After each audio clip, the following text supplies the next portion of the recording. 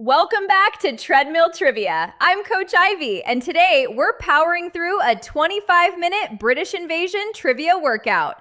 Get ready for 20 fast-paced trivia rounds covering the 1960s British Invasion, featuring legendary bands like the Beatles, the Rolling Stones, the Who, and the Kinks, plus the songs and moments that changed rock music forever. This episode blends classic rock history, general knowledge trivia, and cardio training. Perfect for walking, jogging, or running. Miss a question? Raise that incline and keep moving. Let's hit the treadmill and start the challenge. Round 1. Which moment is most often credited with launching the British invasion in the United States? Was it A, the Beatles' first US #1 single, B, their appearance on The Ed Sullivan Show, C, the release of Please Please Me, or D, the Rolling Stones' first American tour?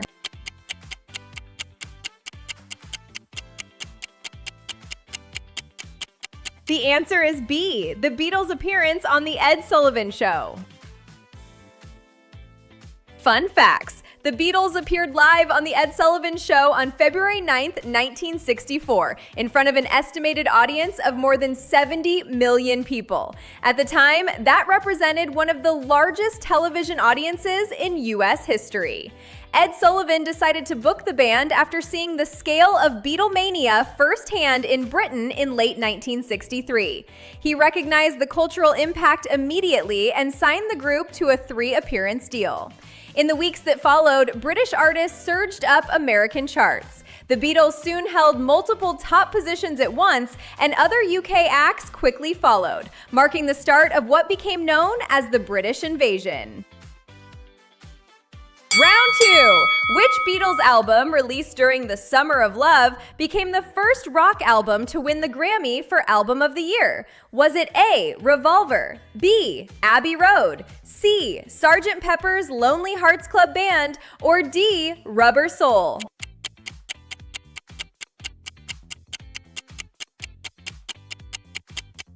The answer is C, Sgt. Pepper's Lonely Hearts Club Band.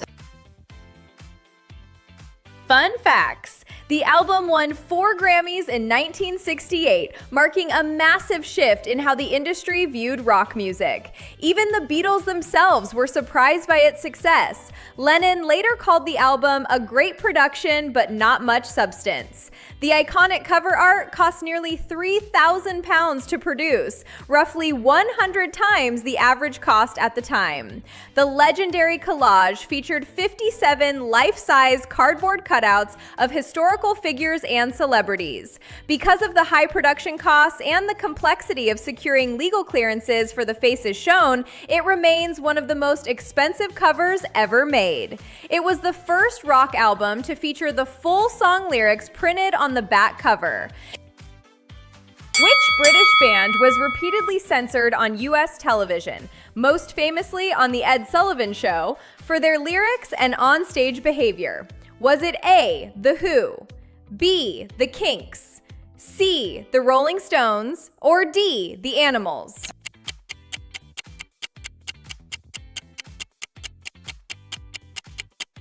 The answer is C, The Rolling Stones. Fun facts. CBS and Ed Sullivan told them, change the line or don't play it at all, so the band grudgingly agreed. Mick Jagger openly mocked the censorship on live TV. During the performance, Mick Jagger exaggerated the altered lyric by smirking and rolling his eyes into the camera, turning the act of censorship into part of the show itself. Ed Sullivan had already helped make the Beatles look safe and charming. The Stones leaned into being the dangerous alternative. Round 4. Which British invasion band was effectively barred from touring the United States during its peak years? Was it A, The Animals, B, The Kinks, C, The Yardbirds, or D, The Who?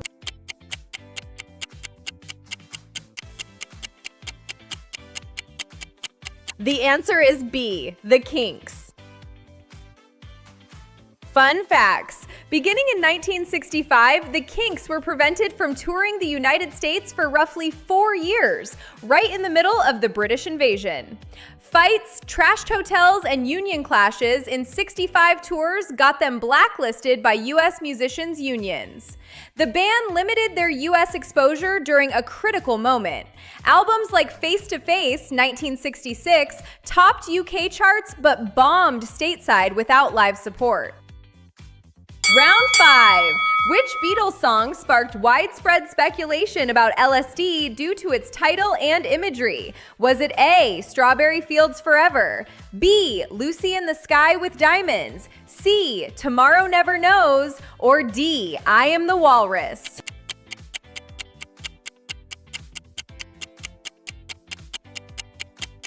The answer is B, Lucy in the Sky with Diamonds.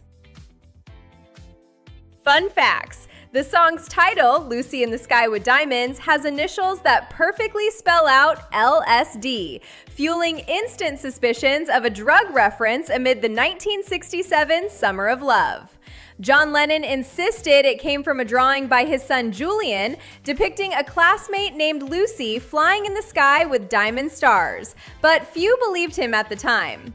The BBC refused airplay over the LSD acronym, while surreal lyrics like "Picture yourself in a boat on a river with tangerine trees and marmalade skies" only amplified the psychedelic drug theories. Round 6. Which band scored the first U.S. #1 hit by a British group after the Beatles' initial chart dominance? Was it A, the Dave Clark Five, B, Peter and Gordon, C, the Animals, or D, Herman's Hermits?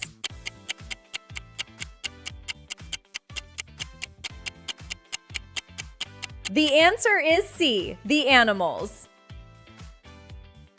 Fun facts. The Animals broke through with House of the Rising Sun, hitting U.S. #1 for 3 weeks, starting September 5th, 1964. The first non-Beatles British act to do so after the Fab Four's early sweep. The Beatles own the chart with 5 straight #1s, even holding the entire top 5 on April 4th. Peter and Gordon's June hit was next, but the Animals were the first full band to claim the top. Their electrified take on a traditional folk ballad became a 6-minute AM radio epic. Round 7. Which band's distorted guitar sound on You Really Got Me helped reshape the sound of rock music? Was it A, The Who, B, The Yardbirds, C, The Kinks, or D, The Animals?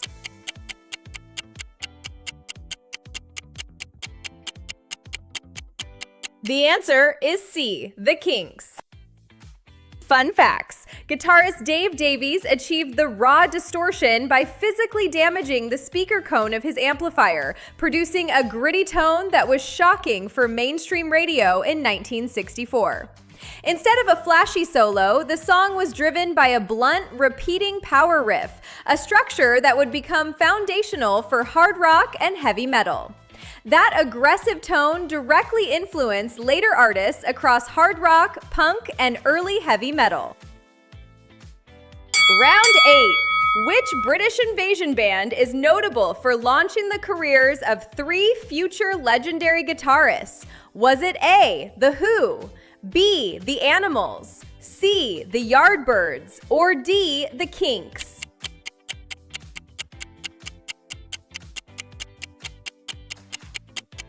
The answer is C, The Yardbirds. Fun facts. Eric Clapton joined in 1963 as lead guitarist, defining their early blues sound before leaving after 18 months to form Cream. Fans protested with "Clapton is God" graffiti. Jeff Beck took over in 1965, bringing experimental tones to hits like Heart Full of Soul, but quit amid clashes, launching his solo career and Jeff Beck Group. Jimmy Page started as bassist, then lead guitarist from 1966, shaping psychedelic hits before exiting to form Led Zeppelin, turning the Yardbirds into rock's ultimate guitarist incubator. Round 9. Which Rolling Stones song marked a clear move toward darker themes in mainstream pop music? Was it A, Sympathy for the Devil, B, Paint It Black, C, Jumpin' Jack Flash, or D, Honky Tonk Women?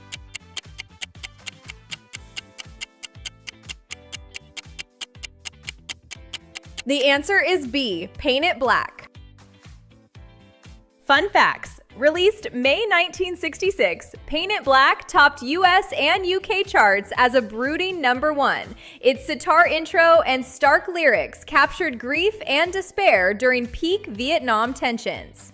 The narrator watches a funeral procession, rejecting color for black amid loss, widely read as anti-war commentary, though Mick Jagger called it a simple, stormy day mood piece.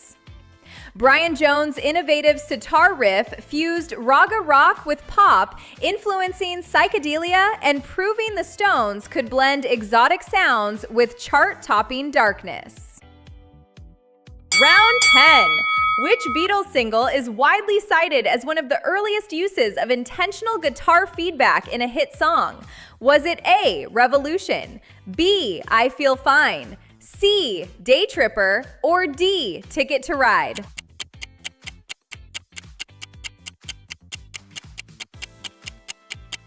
The answer is B, I Feel Fine. Fun facts. The song kicks off with 7 seconds of deliberate guitar feedback from John Lennon, a studio innovation captured accidentally, then refined for the track.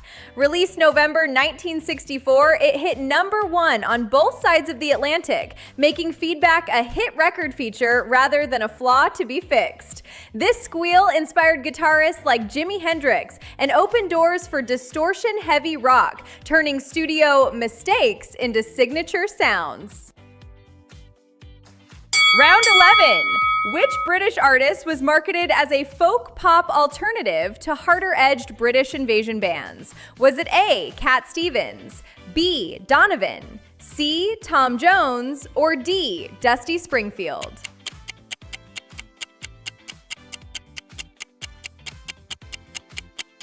The answer is B, Donovan.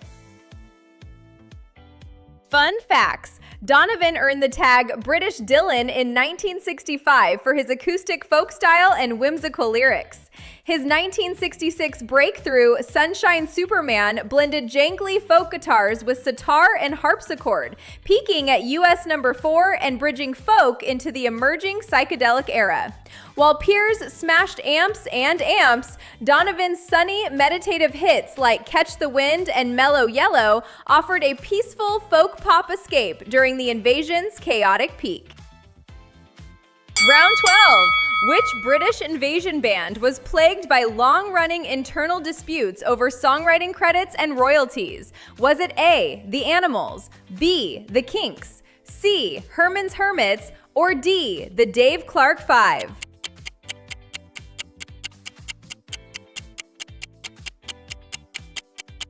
The answer is B, The Kinks. Fun facts. Most of the Kinks' big songs were officially credited to Ray Davies, which created long-term friction with other members who felt their musical ideas weren't properly recognized or compensated. As hits like You Really Got Me and Waterloo Sunset kept earning, arguments over who deserved what share of the money became a recurring source of resentment inside the band. Sessions sometimes exploded into shouting matches and even physical scuffles between bandmates and management over money and control, a chaotic backdrop to some of their most beloved records. Round 13. Which Beatles controversy led to record burnings and protests in parts of the United States? Was it A, tax evasion scandal, B, John Lennon's bigger than Jesus remark, C, draft dodging rumors, or D, drug arrest?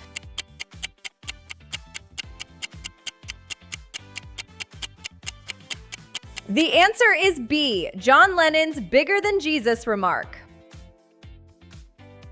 Fun facts. In a 1966 London interview, John Lennon casually said Christianity was shrinking while the Beatles grew more popular than Jesus, a quote reprinted in US teen mags months later, exploding into fury. Southern radio stations banned Beatles records overnight. DJs organized massive public burnings in stadiums, with fans smashing discs and effigies as KKK pamphlets called for total boycotts. Amid bomb scares, death threats, and riot fears, the Beatles scrapped their 1966 U.S. tour entirely, marking the end of their live era as one offhand remark torched their American heartland image. Round 14. Which British band was most often portrayed by American media as the rebellious counterpoint to the Beatles? Was it A, The Who, B, The Rolling Stones, C, The Kinks, or D, The Yardbirds?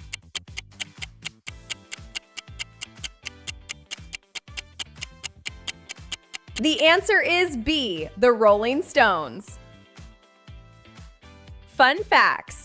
U.S. teen magazines like 16 Magazine framed the Beatles as neat idols while calling the Stones dirty rebels. Stones manager Andrew Oldham amplified this good versus evil split to boost sales. Sullivan booked both bands back-to-back, hyping the Stones as the ugly alternative to the Beatles' charm. Their chaotic energy perfectly fit the dangerous image outlets pushed nationwide. That rebel positioning launched endless headlines like Stones arrested versus Beatles honored, cementing their role as rock's eternal anti-Beatles through arrest, scandals, and attitude. Which British invasion hit was the Zombies' only major U.S. top 10, written by their keyboardist? Was it A, Time of the Season, B, She's Not There, C, Tell Her No, or D, A Rose for Emily?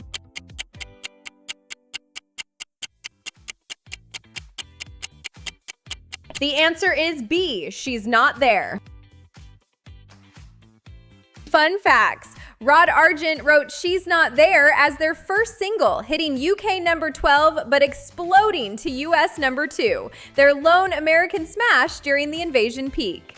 That eerie organ intro and breathy vocals set it apart from raucous peers, blending jazz pop with invasion energy for timeless radio appeal.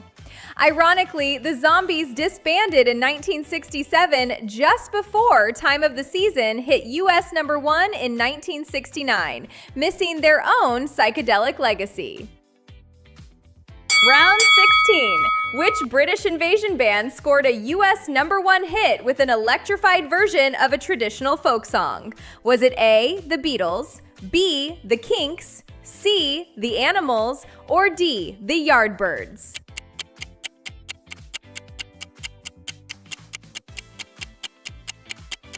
The answer is C, The Animals, with the hit House of the Rising Sun. Fun facts. Their raw 4-minute take on a centuries-old folk ballad blasted to US number 1 for 3 weeks in 1964. Too long for AM radio, but stations looped it anyway. Keyboardist Alan Price's brooding organ riff defined the track, electrifying Appalachian folk into blues rock thunder that Eric Burdon wailed over. This smash kicked off the folk to rock wave, inspiring Dylan going electric and launching a dozen electrified covers that reshaped 1960s radio. Round 17. Which British invasion band's signature hit, He Ain't Heavy, He's My Brother, faced radio bans over misinterpreted drug lyrics? Was it A, The Hollies, B, The Zombies, C, Herman's Hermits, or D, Jerry and the Pacemakers?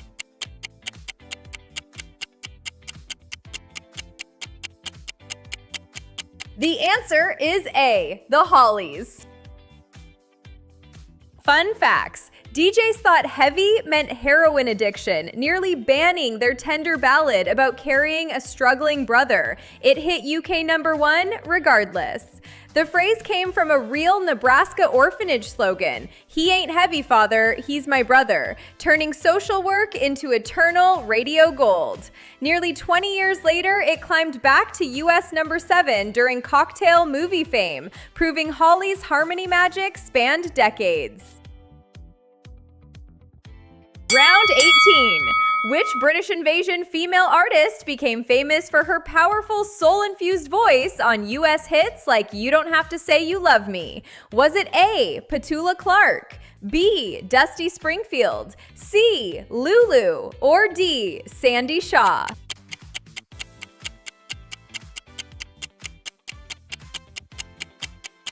The answer is B, Dusty Springfield.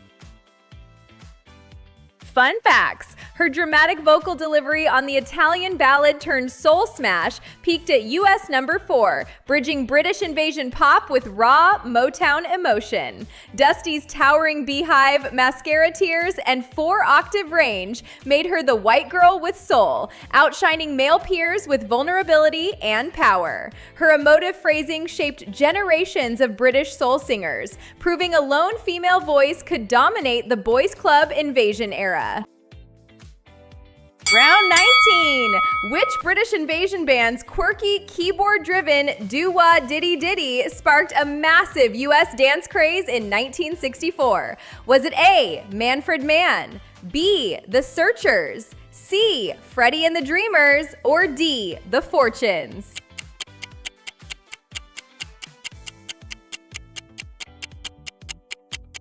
The answer is A, Manfred Mann. Fun facts. Doo-wah-diddy-diddy was first released in 1963 by The Exciters as Doo-wah-diddy, written by Jeff Barry and Ellie Greenwich, but it failed to chart before Manfred Mann's version. In the 1981 comedy Stripes, Bill Murray and his platoon famously revived Doo-wah-diddy-diddy by singing it while marching, introducing the British invasion hit to a new generation through pop culture comedy. Their 1964 recording reached number 1 on both the US Billboard Hot 100 and the UK singles chart, making it one of the defining British invasion crossover singles. Round 20.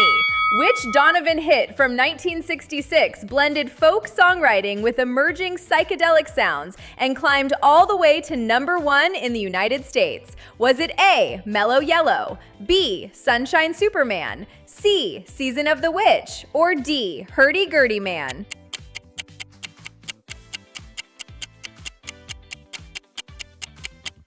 The answer is B, Sunshine Superman.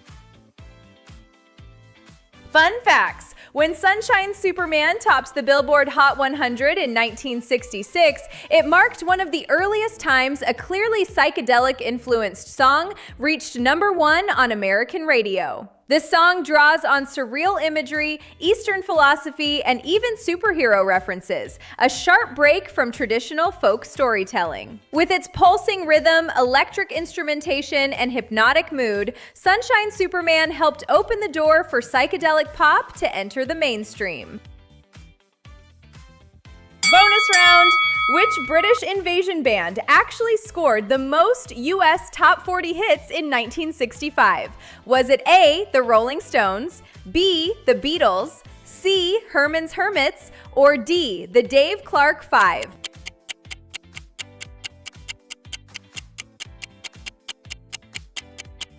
The answer is B, the Beatles' appearance on The Ed Sullivan Show. Fun facts. They placed 9 songs in the US Top 40 in 1965. In 1965 alone, Herman's Hermits landed 9 different songs in the US Top 40, more than any other artist that year, British or American. While other British bands leaned rebellious or bluesy, Herman's Hermits focused on upbeat, approachable pop, a sound American radio embraced repeatedly. They outsold many bigger British bands that year. Despite being overshadowed in later histories, Herman's Hermits quietly outperformed several more celebrated British invasion acts on the US charts in 1965. Great work today. You just powered through a 25-minute British invasion trivia workout right here on Treadmill Trivia. Thank you for showing up, putting in the work, and supporting this growing channel. Every walk, jog, and run you complete here helps build something special, and I truly appreciate you being part of it. If you want to extend your workout, check out one of our trivia stacks. Quick 5 to 10 minute challenges you can add onto any session for extra cardio and brain training. Be sure to like this video, subscribe to Treadmill Trivia, and turn on notifications so you never miss a new trivia workout. I'm Coach Ivy. Stay strong, stay curious, and I'll see you in the next challenge.